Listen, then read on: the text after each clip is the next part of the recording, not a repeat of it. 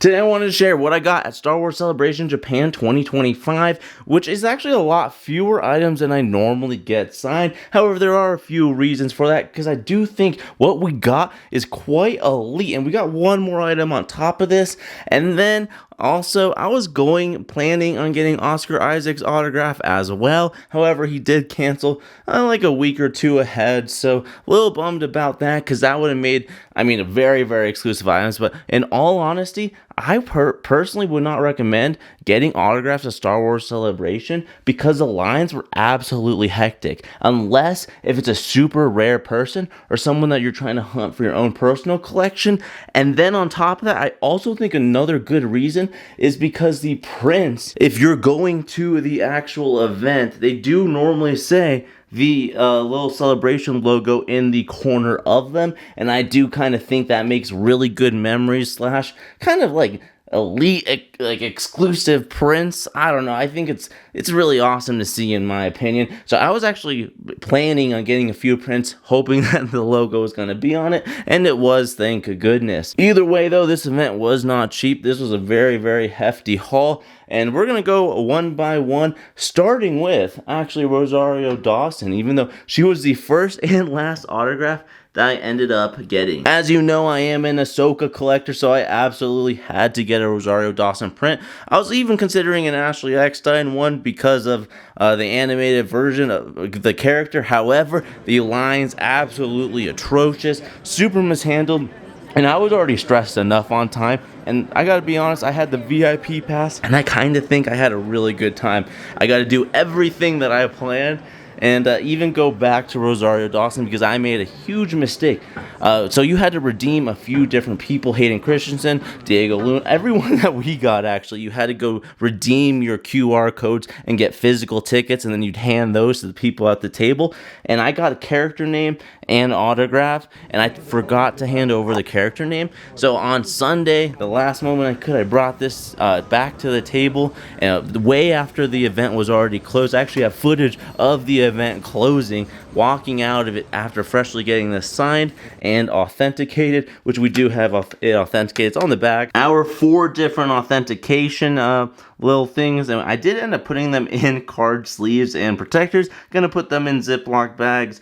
Make sure that not something like the pops and stuff like that. I'll just throw them in with the protectors. But yeah, very, very cool. I think the logo on the official authentication is super sick as well. And here's the back, just some official pics, information. Loki trying to hide my face, so there's gonna be a lot of edits when I show you these cards. But either way, they're really, really sick. And yeah, this Rosario Dawson autograph, absolutely mandatory. Sick one into the collection. I'm so excited I was able to get a Japan print of her taking off her hood like that. You could definitely tell that she was stressed a little bit on time. Also, not only that, I did do a bunch of photo ops. I don't think I mentioned that. I ended up doing 3 different photo ops with some family members and friends and whatnot. So, honestly, putting those in, because those time slots basically were non-existent. People were lining up super early, kind of unorganized in that aspect. And I think where most photo ops usually truly do take, like show up 15 minutes before, they take like 20-25 minutes most of the time. But these photo ops actually took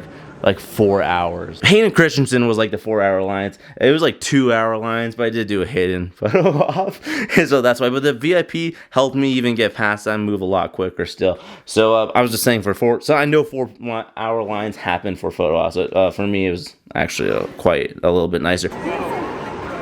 This line right here is meant to be the duo Ahsoka photo op.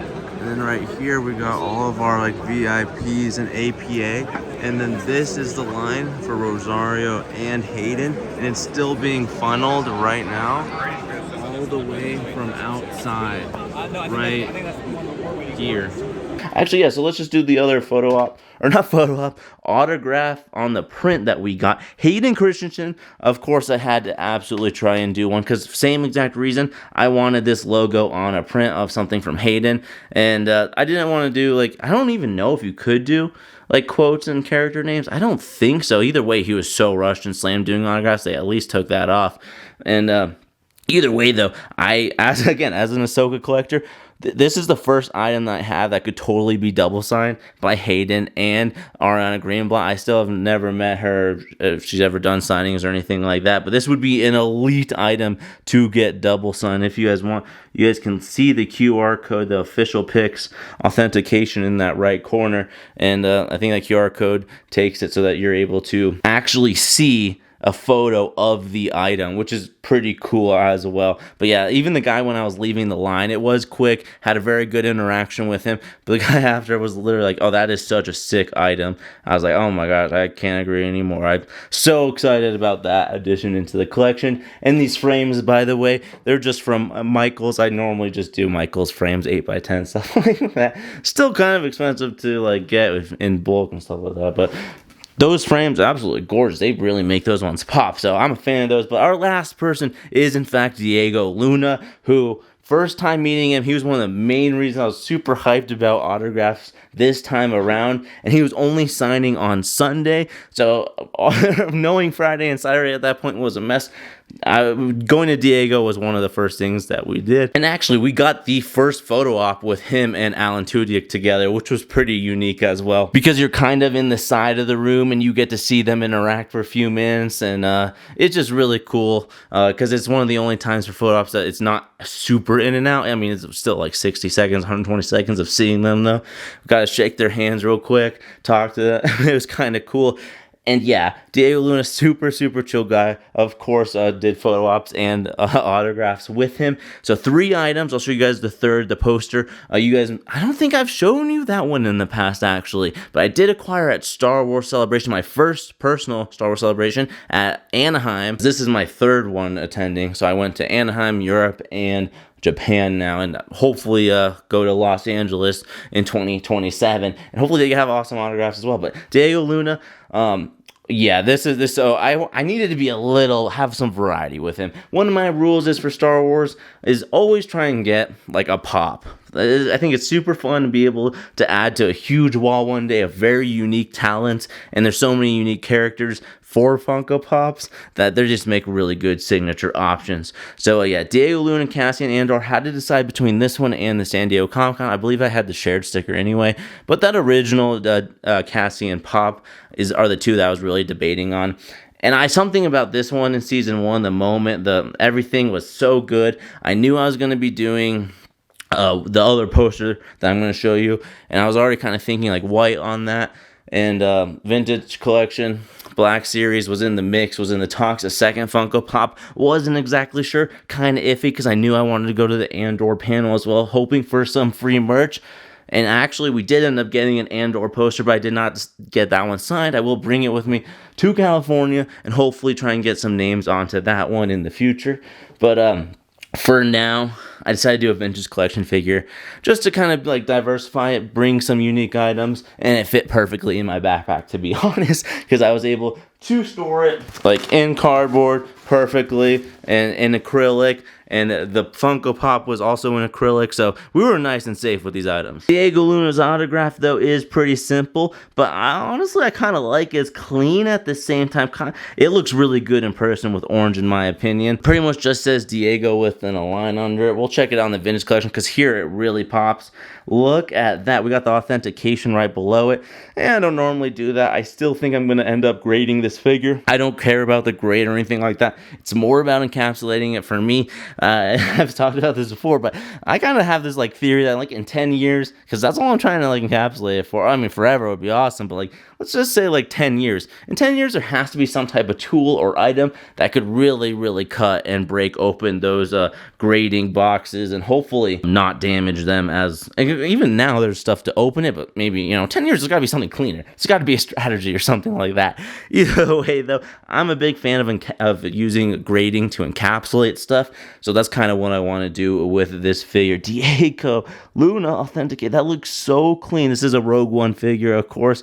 Kind of like original outfit. The only Rogue One item that I actually did. So kind of unique with that as well. But I'm going to go show you the final item. Got this at Star Wars Celebration Anaheim. and I was able to get a few of the posters, which is pretty cool. And so I decided to bring one all the way to Japan and get it signed in the white. I think it looks absolutely gorgeous. A lot of people were complimenting the poster when I was there, but I definitely plan on trying to get the season 2 one as well signed, so I'll show you guys that one in a second. Hard choice, but since I brought this one all the way there, I just wanted to finish it out. And plus, there's no one else on it, so this is a one and done poster. Absolutely gorgeous. Huge, great add into the collection. And of course, we got the authentication right there. So yeah, pretty happy about this one. So this was the season 2 poster that we got at the Andor panel, and because I was with someone else, we actually did end up getting 2, and both of them are framed right now. Yeah, okay, I gotta be honest, this one would have been pretty sick to get signed, especially because it's all like in Japanese, but I figured in the future, hopefully, when I did meet Cassian, I did tell him, I hope to see you at more conventions in the future, and he said, I hope to do more, or something like, something like that. I don't know, it was so cool seeing him, and it was kind of quick, but yeah, he was like totally like down. He was like, so that got me excited. I really hope to see him at more conventions and get this poster signed, because it is pretty wicked. There's lots of really awesome characters, and his official poster, Japanese, looks awesome. Yeah, I mean, I'm a big fan of this as being a huge autograph item for the future, so I do think a lot of people, if you guys stick around, you guys will definitely see this come back into play in the autograph videos. But that does sum up my Star Wars Celebration autograph haul. Kind of smaller, but I did get a bunch of items. I'm going to do a video on my experience, but we're definitely going to be doing a few Celebration videos here and there for all types of stuff. So I just want to get my autograph one out there. Like I said, a little light, but the whole event was absolutely fantastic, absolutely huge, and lots of stuff going on. Busy the entire time. And just these pickups, absolutely insane in my book. Like I said, we were going to do Oscar Isaac as well. I actually had 4 items for him, so hopefully we can get him in the future, and hopefully that just means that he's interested again in doing some conventions. So I'm all here for it. Hopefully we can get some cool poster, Funko Pops, Vintage Collection, Black Series stuff signed in the future. But yeah, if you guys have any questions about Star Wars Celebration, or just getting autographs in general, or getting autographs and the experience at Star Wars Celebration this year specifically, because yes, it was definitely messy, and if I haven't made that clear, but it's just the way it is. I think a lot of VIPs will be like, oh, it's like always like that. I've been to a lot of conventions. Check out the playlist, obviously. This was hands down the worst run one. Lots of communication errors, translation issues, which I'm not blaming on anyone. I'm just saying it was just the way it went down. Bummer, because I know a lot of people were upset and hurt. But like I said, I did have a good time. So yeah, these were just the few items I was able to get. But stay tuned with me. We are going to be releasing the Nostalgia Con video next, which I just filmed right before this one, actually. And we got some awesome stuff. So stay tuned for that. And other than that, have a fantastic rest of your day, my friends. I'll see you guys in the next one. Bye!